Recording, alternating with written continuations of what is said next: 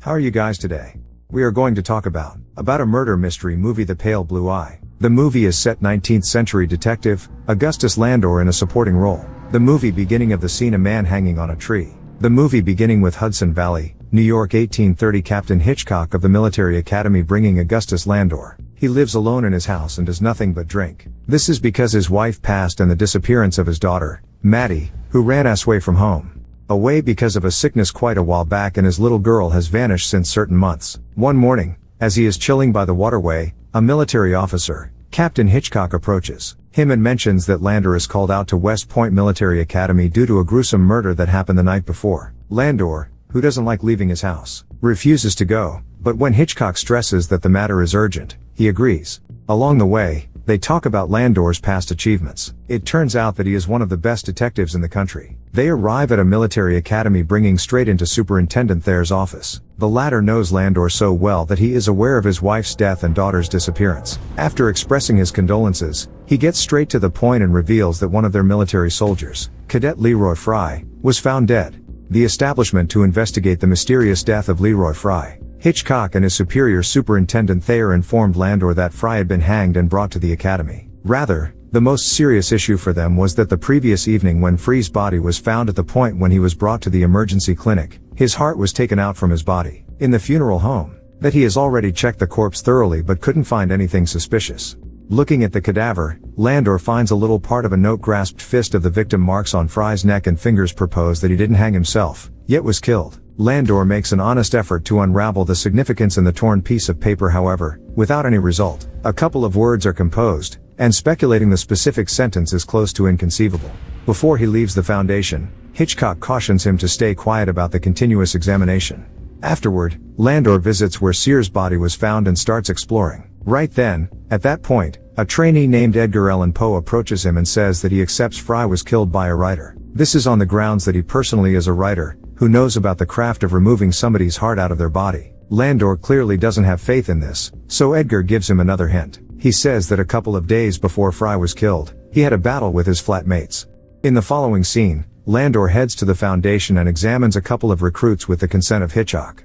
Notwithstanding, not a single one of them state whatever can assist with the case. After the cross-examination closes, an official shows up there with a note for Hitchcock.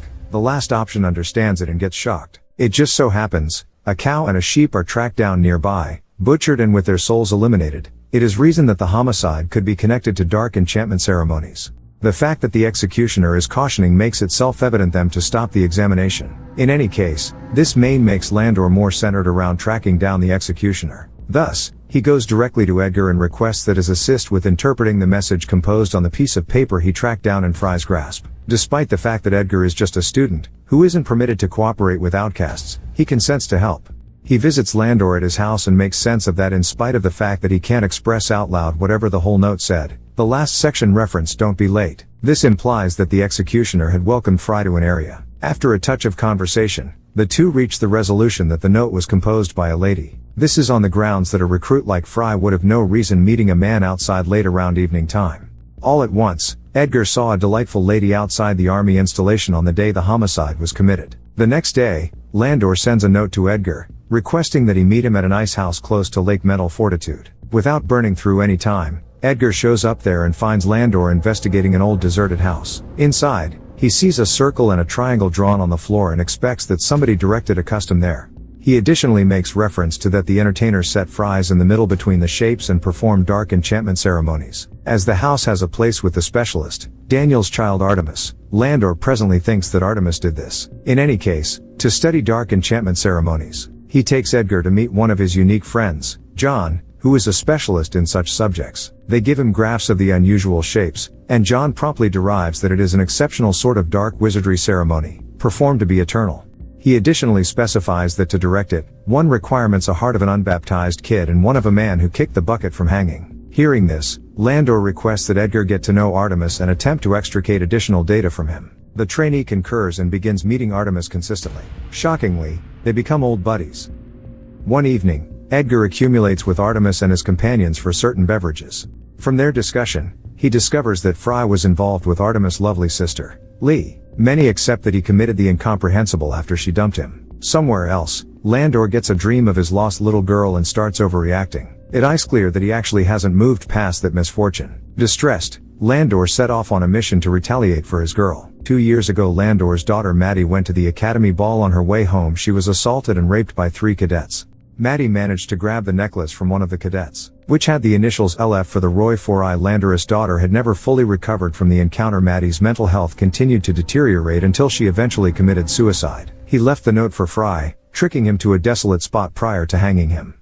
Notwithstanding, a watch ended up strolling by, so Landor had to leave the body there. The patrol ran off to inform others of his discovery when Leah and Artemis came across the body and decided to use it for the ritual, cutting out his heart. This gave Landor a scapegoat, so he killed some wildlife in the same manner, so that it would align with the other deaths. Connecting everything together, Landor received all the information he needed about the removal of the heart, thanks to his conversation with the doctor near the beginning of the movie. This is also the reason why the removal of Ballinger's heart was sloppier than Fry's. A third trainee, Stoddard, who was a partner of the 2 casualties, then vanishes, and it is assumed via Landor that this man had motivation to accept he was next in line to be killed. Landor knows what he did, and he did a few things intentionally for very specific reasons. For instance, he made no attempt to rescue Leah or Artemis from the fire because they could have thrown suspicion on the murders since they didn't actually kill anyone. Landor first saved Poe, then Julia Marquis, while making no effort to save Leah or Artemis, not even yelling at them to move in Landor's intentions.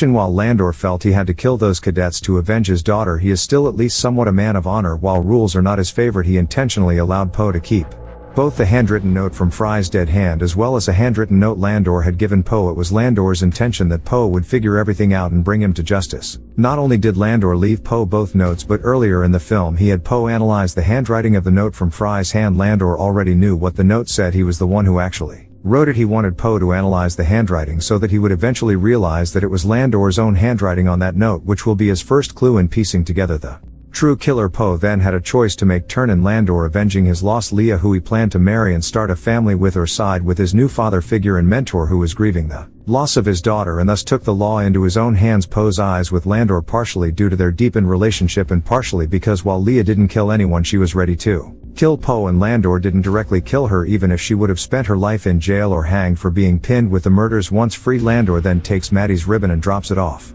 the cliff where she died as a final message to Maddie and himself that she had been avenged and could now rest in peace.